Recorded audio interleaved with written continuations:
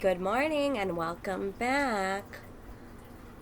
So, it's hopefully you had a good week. It's been like a pretty exciting time. We have Pisces new moon coming up, so honestly, Pisces season is one of my favorite seasons cuz it's like a spiritual sign. It's for me it's I feel like very connected, and my Venus is also in Pisces, so love, I just love it. I love it. We have the eclipse coming up in April, and we also have the new astrological year. Aries season's like right around the corner, so it's all rebirth. Are you guys feeling it yet? So awesome. Okay, this is my chakra wand. I'm gonna be holding it. Okay, so today I want to talk about self-love and self-worth. So if you've been following my Instagram account, you know that I've been coming out of perfectionism, and the process of letting go, and in that process I uncovered things from childhood. And it's funny because things keep on coming up. So now this new thing came up related to it, so it's like, yeah, I'm healing this pattern, but with it comes all these underlying things that I'm also healing. And it's like, okay, so let's just get into it. I've been practicing radical self-love. One of the first things that I had to become aware of was like how much my ego was coming up a lot, because it's associated with perfectionism. So like I get really like mad when I don't do something right. Like at work, I keep on messing up, and I'm I'm going in there with like a mindset, like I'm focused, like, like when you're playing a video game and like you can't beat this part and you're just like, oh my God, like so annoying. Like, I feel like I jumped to that real quickly. So with healing this, I've been aware now, like, oh, this comes up a lot.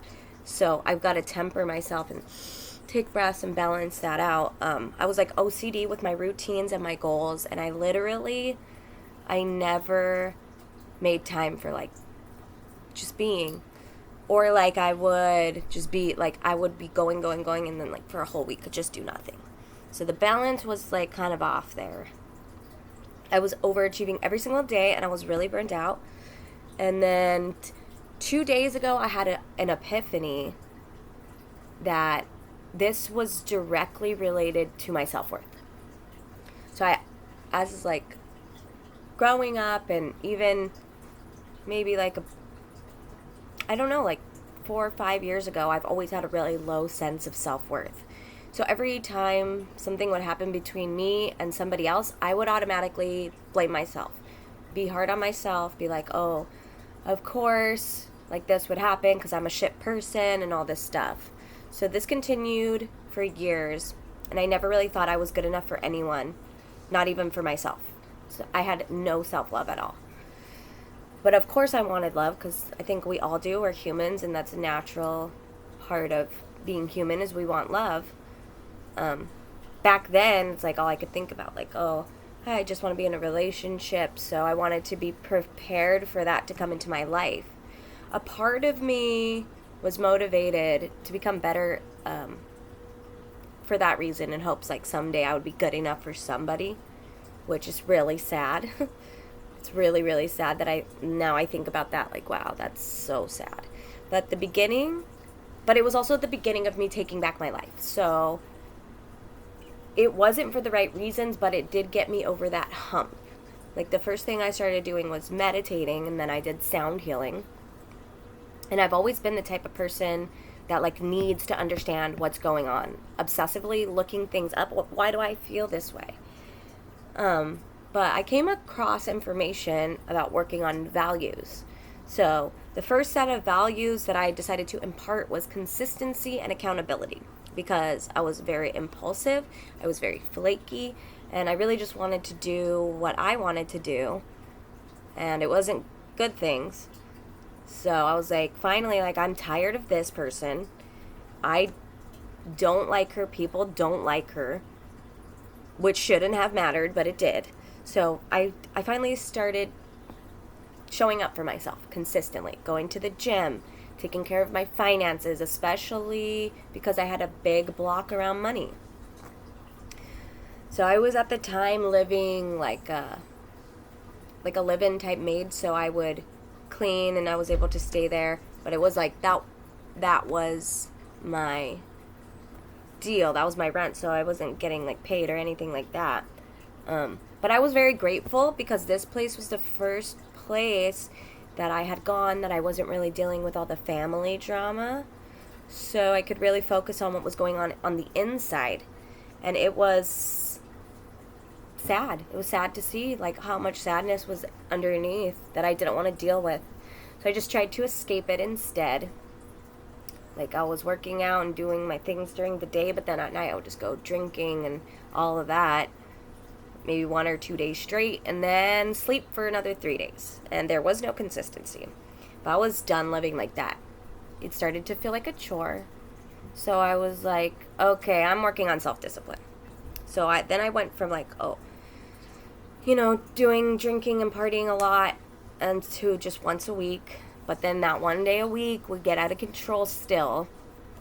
So then I worked on moderation, and as it like progressed, maybe like 3 years, it started really getting better and better, where I'm like, oh, okay, I wasn't really going out to get drunk anymore. I would have a couple of drinks and it would be fine. And then when I did get drunk, I still had reprogrammed myself to be so responsible that like I would still like get my stuff ready and go to bed on time, and it was good. It was really good. It made me happy. So anyways, started focusing on my health, my career, my spirituality, set out on my goals, and my values spoke through my actions. But then 6 years down the line, I found myself still obsessively overachieving. Like I was the same person that I was back then. And even though I love myself very much, I have changed in so many unbelievable ways that I really do feel like I have so much happiness inside. Like people really ask me if I'm on crack sometimes, and I'm just like, no, this is just how I am. But yeah, so even though I had that, I was still caught up in overachieving and being a perfectionist.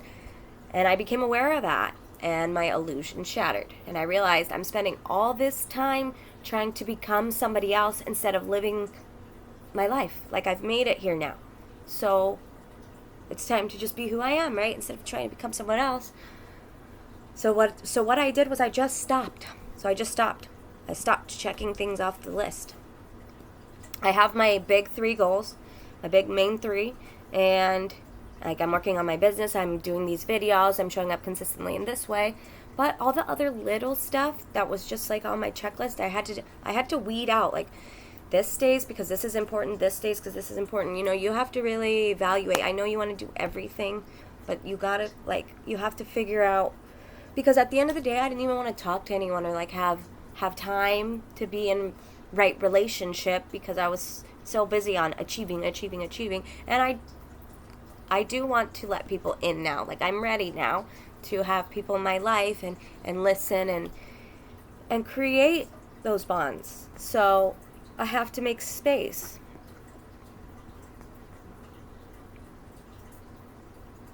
So, of course, there's that feeling of uncomfortability because now you're having times where you're chilling or whatever, and now you got the uncomfortability, the resistance, and for me, it's coming up as nervousness and anxiety a lot. But I just have to accept it. Like, okay, this is me. Like, this is just another emotion that I can accept. Instead of trying to fix it, I would always have that emotion anyway, but I would just go fix it with the gym, go fix it with, something else. But instead of sitting with the anxiety, I'd be like, oh, gotta go fix it. But now I can stop that and really look at, like, what's going on. Like, sit with, and the funny thing is, as soon as you're like, okay, I'm gonna sit with this uncomfortable feeling and I'm gonna be anxious, like, the anxiety, like, dissipates. It's so funny. It's like the more you try to get rid of it, the harder it hangs on. And then as soon as you're like, okay, this is just it. This is how it is. And then it's like, oh, okay. Well, now you're accepting me. Well, shit. It's funny. So, yeah. So when I stopped doing all the things, the quality of the things I was doing increased immensely. And I felt tension and pressure releasing. It was like I was putting a weight on my own shoulders, and now I had the space to dive into uncomfortable things. I had space to make time for new things, to get better at the things I'm already doing, like work. I feel like my mindset has been completely renewed. And it's like instead of checking things off the list, now I'm focused on leveling up. I have more space to listen to others, to work on my relationships, and even better, I don't get mad about the things that I see need to be done when they need to be done, instead of everything like feeling so heavy. It just feels a lot lighter and breezier. So I had to go back into the past and forgive that version of me that thought she wasn't enough, because she was always perfect. Always. And she pushed through all those things, and she did all the things so that I could be where I am today. She was phenomenal. She was fantastic and perfect. And now that I know, every single version of me that I was never undeserving of love. Nobody is ever undeserving of love. We're all cosmic, perfect creations, and we deserve to honor ourselves as such. So I show myself love every single day. I just tell myself little nice things throughout the day. Sometimes I sing at myself in the mirror. And the low self-worth made me defensive, and I didn't want to let my guard down because I didn't love myself. And reality projected that back to me in partners who showed me that too. So now I can feel safe about letting others in and embodying unity consciousness, because I love me and I believe that others love me too. And if I didn't go through the things that I went through, I would not be where I am today. I would not have all this knowledge, and I would also not be able to share this with you from the outside of it, from the other side, you know? So you're like a seed germinating in the ground, and you go through all the uncomfortable stuff, and then boom, you sprout up out of the darkness, and then you see the light, and the light's what helps you bloom. So one thing that helped me was because God or source or the angels or whoever you believe in, because my team, my spirit, my divine source believes in me, I found it easier to believe in myself. And you're on earth to make a change. And this is why you're here watching my video. If you resonate with me, know that the divine believes in you. And sometimes it's easier to do something for ourselves when there's a motivating factor. Let this one be yours. The divine, the universe loves you exactly how you are. The universe wants to be on your side and to bless you and give you everything beyond your wildest dreams. But you have to be willing to take the leap and give up like your need to judge yourself so harshly, to heal your patterns, become aware of them, and show up for yourself because you deserve it. Nobody deserves your love the way you deserve your love. And especially if you're like me and have so much love to give, who better than to give it to than yourself? And in the process, you're going to start becoming more loving to others, because as within, so without. So don't wait another moment to accept yourself and all of yourself. And life changes into something new and beautiful, but it starts with you.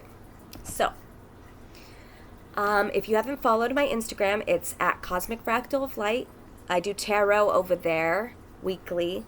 DM me if you're interested in one-on-one sessions. And I hope you guys have an amazing week, and I'll see you next week.